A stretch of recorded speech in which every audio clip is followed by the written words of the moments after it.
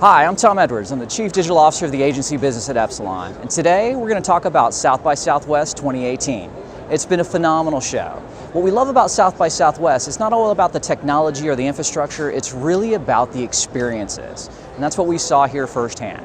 So we're going to touch on a couple of major trend categories that we've seen so far. The first is the role of audio when it comes to the evolution of immersive experiences. When we think about voice, vision, and touch, we don't always think about the role that audio plays. So the impact of audio and AR is the topic we're going to discuss today. The second one is around how an analog, non-digital experience won South by Southwest. In a sea of virtual reality and synthetic reality, it was an incredibly authentic experience that we'll touch on that stood out more so than any branded installation I've ever seen at South by Southwest. The final territory we're going to talk about today is the evolution from consumer-centric app launches to immersive social experiences. It's been a great show. We hope you enjoy the recap. One of the branded activations that stole the show at South by Southwest 2018 was the Westworld experience. This was amazing. The level of authenticity, the size of the experience, with over 2 acres dedicated to recreating Sweetwater from the Westworld show, all the way through to the actors that never broke character, made this just an incredibly immersive and compelling experience. And this was one of the toughest tickets to come by at South by Southwest in 2018. So exclusivity and desire and a short, limited amount of time to actually participate really drove both a social interaction and a conversation and a buzz across the entire conference, to where even individuals that I knew from across the country who were not attending the show were asking about whether or not I was able to get in. The other key element is essentially that it was analog in a world of digital. So instead of going in and seeing a sea of VR headsets, it was the exact opposite. Here it was an analog experience that really heightened your natural senses. And it was different from trying to trick your mind with ever-evolving synthetic realities. Personalization was absolutely key as well. From getting the white or black hat at the onset, all the way through to your letter you received at the post office, to even post-event follow-up was amazing. Partnership played a big part here too. They did a partnership with Lyft that gave away access, and it was essentially a lottery, and that's how myself and my coworkers actually got in here as well. So tying into something of utility was definitely a benefit here.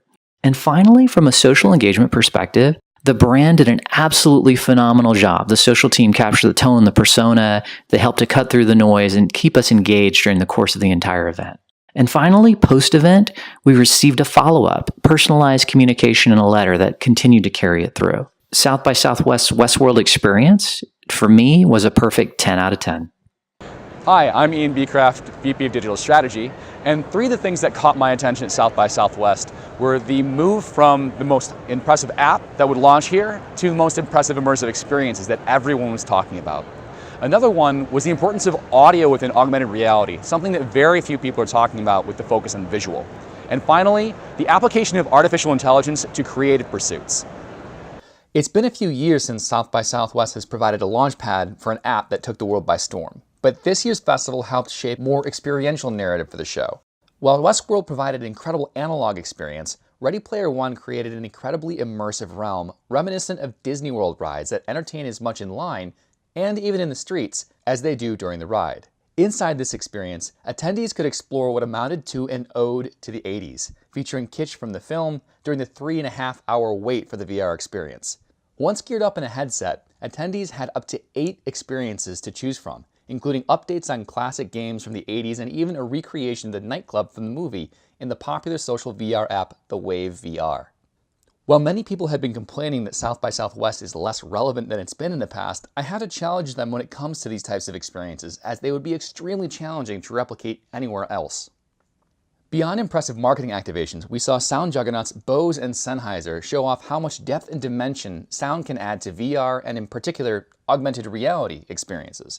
These experiences made a convincing case that we'll be engaging with extremely rich AR audio far sooner than heads-up displays like Vuzix headsets and other camera-based glasses-type wearables.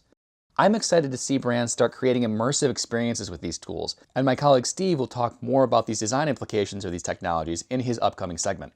Finally, we saw more examples of artificial intelligence applied to the performance of music. Back at CES, Intel revealed new technology with flashy performances on stage of AI musicians and even bands on stage whose instruments were completely absent and instead used machine vision to replicate sounds. On the show floor in Austin, we also saw Yamaha's UAI, an AI accompanist that plays with you and can even teach you how to play.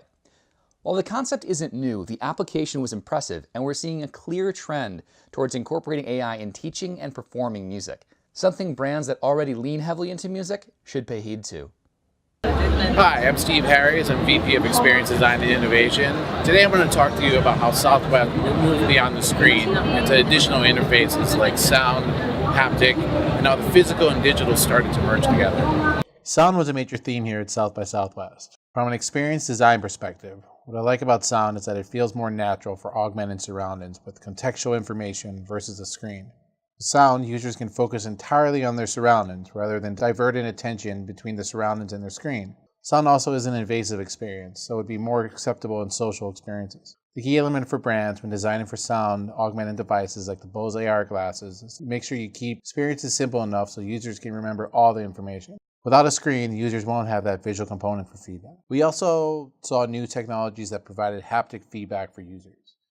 We typically associate haptic feedback with pulse and sensations to provide feedback like task completion or alerts. What we saw this year around were companies like Canvas that introduced electromagnetic overlays that created an illusion, feel textures like the smoothness of a clean-shaven face versus the scruffiness of a beard. This is a key advancement for tablets because this type of technology turns flat screens from monotonous interfaces into unique experiences that provide variation.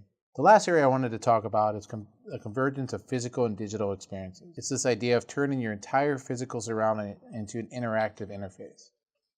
In the Sony WOW tent, we saw Sony leverage smart projectors to turn walls into interactive murals, a giant table into an air hockey experience, and a Nerf ball into a fun target practice game where users receive points for taking down cartoonish planes. But what I was most excited about came from the small company called Nature Architects that tapped into this idea of radical atoms. Radical atoms are dynamic structures that are computationally reconfigurable to users' needs. Nature's Architects demoed a 3D printed surfaces that morphed and conformed to specific contextual needs. The overarching idea of turning physical surroundings into interactive and adaptive interfaces is where the future is trending toward. Brands need to start thinking beyond designing for screens as a primary interaction medium and more about how other senses play a role in designing experiences.